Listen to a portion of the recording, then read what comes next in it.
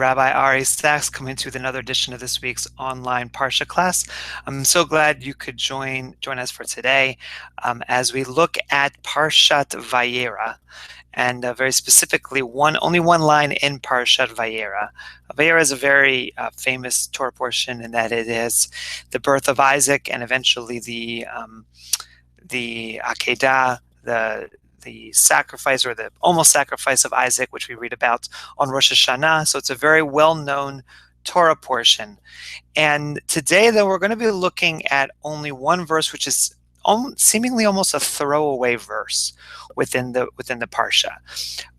Basically, if you look at chapter 21 of Genesis, you have a description, one of the birth of Isaac, and then second of a covenant made between Abraham and Avimelech around the wells known as Beersheba. And then in the next chapter, you actually have the story. You have the story of the Akedah. So you move from the birth of Isaac to the particular covenant made between Abraham and a king, Avimelech, and then you have the Akedah. And at the very end of the story between Abraham and Avimelech, and right before you have the story of the Akedah, you have this one very throwaway line at the end of chapter 21, which I'm going to share with you right now.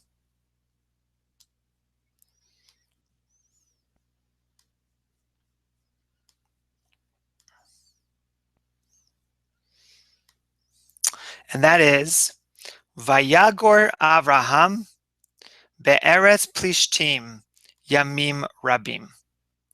That Abraham lived in the land of the Philistines for a great many years.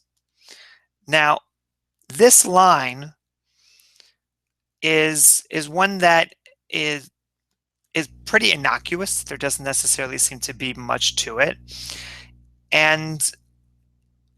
But the question is, number one, why is it here? What value does it have? Because according to the rabbinic understanding of what Torah really is all about, every word, every line of the Torah is meaningful. So one, why? What is it doing here? What is its value? And the second is, what is its relevance to the conversation that's going on here about about Abraham moving from the covenant with Avimelech to sacrificing Isaac or so. And I think that question really comes down to the final two words, which is that they lived in the land of Philistines for yamim rabim, for many days. And in fact, we have the commentator Rashi, one of the greatest commentators in the Torah, who describes a little bit about what it means that the text here says that he resided in the land of Philistines for many days. So I want to share with you in just a moment.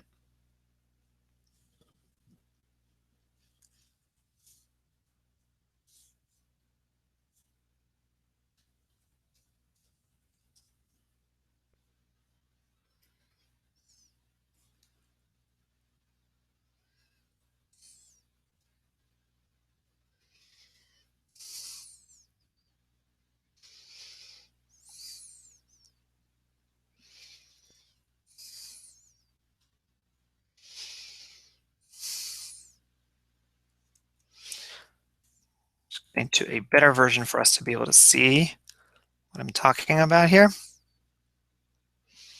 And here we are.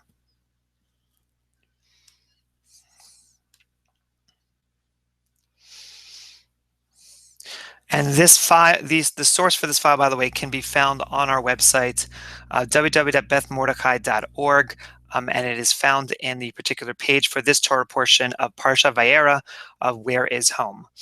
So you'll be able to see it then. And so we take care of this Rashi, and I'm going to read it in Hebrew. You can follow along in the English on the side. Yamim Rabim, many days. Marbim al Shel Chevron, that these are more days than the days that he spent in Hebron. Bechevron asa 25 shana. In Hebron, he lived for 25 years. Vekan 26. And here he lived for 26 years. Sheharei ben 75 shana haya b'tzeito mechoran. That he was, when he was 75 years old, he left home to go to Haran. And so it includes that particular year. Vayavo vayeshev elonei Mamre. And then he came to settle in the land known as Mamre. Shelo matzinu kodem lachen shenityashev el Hasham. That he did not find a place beforehand to reside. So I want to back up for a second here. That first it says that they lived in Hebron for 25 years and here in the land of Philistines for 26 years. Meaning that what Rashi is saying very particularly about the idea of more days is that it's more days than the days he lived in Hebron.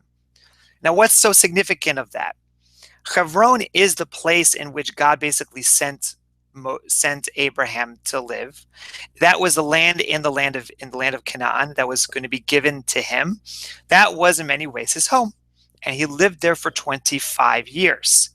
And so what we have to think about is the fact that right before Abraham is about to go and do this final test before God, that he goes and lives outside of his home for 26 years, for more time than he lives in Hebron. And the question there that I think is important is, what does it mean that when Abraham is sent to a place to make his home, that he is then exiled from his home to live someplace else for even longer? In other words, where is home for Abraham if he lives more of his life away from home than actually in it? And that's an important question, not just for Abraham, but I think for each one of us in thinking about where home is for us. For instance, I live in Perth Amboy, and I've been here now into my 4th year. But when people say, where is it that you're from? I often say, well, I originally grew up in Philadelphia, in which I was there for about 10 years. And that place of Philadelphia is in a certain sense home because that's kind of where I grew up. It is not the time in which I spent the most time in one place, which was in New York, where I spent 11 or 12 years. It's not the place in which I think, gained a lot of knowledge in high school, which was in Calgary. It's not the place I currently reside here in Perth Amboy. And so there are so many different ways in which I could describe where home is. But it's clear that it's clear that if I want to really fine-tune one particular place, that it's more of an interpretive exercise in which I have to explain exactly what is it that I mean by home.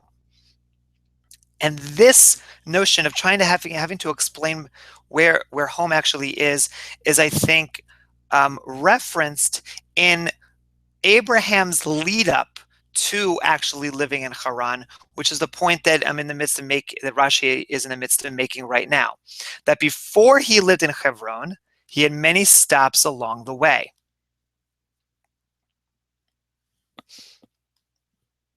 So I'm just going to read here.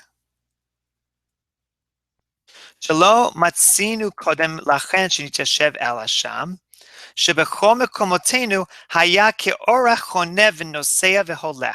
That in each one of these places that he came to before getting to Hebron, he was as if he was ke'orach, a guest, choneh, residing, v'nosea, and then he leaves, v'holech, and then goes. Meaning that he's seemingly a guest in each one of these places, never able to fully lie his head down and say, this is where I am making my permanent home. As it says in the text, and pay attention to this language, Vaya'avor Avram, Abraham passed by, Vaya'atek Misham, and he moved from there. Vayered Avram Mitzrayma, and Abraham went down when he went down to Egypt because there was a famine in the land of Canaan. Vayelech l'masa'av, and then he went on his journey. Vayavo vayeshev elonei Mamre, and then he came and sat at the tents of Mamre that was in Hebron. So we have here a lot of language of he passed by, he went to, he was going on his journey. How often is it that the stops that we have in our lives take that description? Meaning, if we were to describe, well, I passed through this city for 3 years before I went to that other city for another 5 years, but that was only as a stopping point for, or a pause for a while until I got to this other city. We don't necessarily know in the moment how our stops are seen, whether our stops are meant to indicate that this is going to be our permanent place, or whether, as in the case of Abraham, that they're only pauses along the journey, that as we go through life, we don't know if where it is that we are currently residing is going to be our permanent home.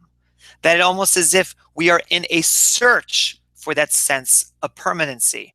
And I think this idea is beautifully summarized by another text, by a contemporary text, understanding or trying to explain Abraham's journey.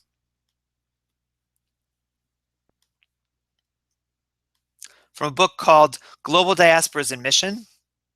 When one reads about Abraham coming to Canaanite cities like Shechem and Bethel, or meeting Melchizedek, king of Salem, all referring to some of the incidences that I raised earlier about Abraham moving or passing by these places, one is invited to read the Genesis and historical text as being in dialogue with each other about key geographic and political structures of the land. In other words, although the patriarchs had no permanent residency in Canaan, the texts are part of a larger narrative structure where the question of a permanent residency is a key problem. All that is to say is that the land of Canaan and the movement, not just of Abraham, but of others, meeting them along the journey, residing here, residing there, is signifying that in the entire land, there is a question about who belongs to where, or of what belongs to whom. That the lands that live in Canaan kind of go through this flux where they change hands, and we don't know where everyone is actually permanently residing. That it is a land in which many different nomadic tribes had passed through, and even Abraham could here be seen as a nomadic tribe, even though he is supposed to be residing in Hebron for many years, that seemingly is his home. He moves from there to the land of the Philistines, which is not his home, for even longer than he was in Hebron. And that we are always constantly on this journey. And perhaps one of the most interesting things to think about in regards to the land of Canaan and the story of Abraham, as in dealing with what is happening right now in the land of Israel, in particular in regards to the Palestinian-Israeli conflict, is it in many ways boils down to whose land is this? And that there is a flux about, there's a flux in regards to who had this at one particular time and then who got this at another time. And therefore, if they had it at this particular time, it belongs to them, but now it belongs to someone else because they're there. And so you have this real angst of permanency, that this place fully belongs to me, that is where I fully belong, in an area in which nothing seems to belong to anyone for that actually long period of a time. That the land of Israel is a land of journeying. It is not a land of residency. And I think that goes back to the main point that the text is making about the fact that Abraham stayed in the land of the Philistines for many more days. He is going, remember, Abraham is about to get up to the mountain to be able to sacrifice Isaac. He's just come from making a pact with another leader of a territory in the land of Canaan, saying this land shall belong to us. That land that he's going to is now a pact that he makes with God, saying, meaning that God says this is going to be a very important place for you. And according to our tradition, that is where the land of Israel, that is where the temple actually resides, the Temple Mount, which is definitely in the news today. And that's a pact that God made with Abraham. And that the role that the land plays is about this interesting and important relationship that we make with pacts between us and God, and then like Abraham made with Abimelech, pacts that we make between men and other men, or among people. And that we have this tension that exists between the two. That if it wasn't for that pact that God made with Abraham, that this land shall be yours, that there wouldn't be this Jewish desire to come back to the land of Israel. But that desire is there because it comes from this text. And it leads to these challenges about whether or not the people who lived in the land can understand and accept that particular desire of the Jewish people, of the children of Abraham, to return to its land. And so there is this tension between the promises that God makes with us, or we make with God, and the promises that men make with each other in terms of whose land actually this is. And at the core of that tension between the two is the idea that we will never find a place of permanent residence. That in fact, even when Abraham was sent to live in the land that was going to be his permanent residence, he stayed more years in a land that was the diaspora, in the land that wasn't his, in the land of the Philistines, as if to say that we are always on a journey. We don't know how long we're going to be in a certain place. And our job is to make that place a home for us. It's not just necessarily a place that we pass by, that we make it our own. Knowing in the back of our minds, though, that every place that we go to is simply a stop on our journeys. We will hopefully be able to return to them, to the places that are seemingly more home than others. But at the same time, we want to simply enjoy, to respect the time that we currently have in our place, because we don't know what the future holds. Maybe it'll end up being more permanent than others, but we just don't know.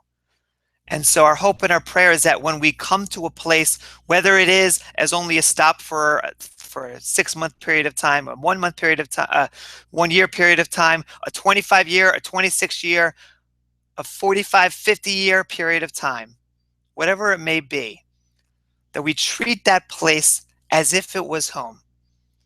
Also knowing that just as much as it is home, it is also a stop on our journeys. And with that, I hope you enjoyed this week's class, and take care, and I'll see you again next week. All the best. Shabbat Shalom. Bye-bye.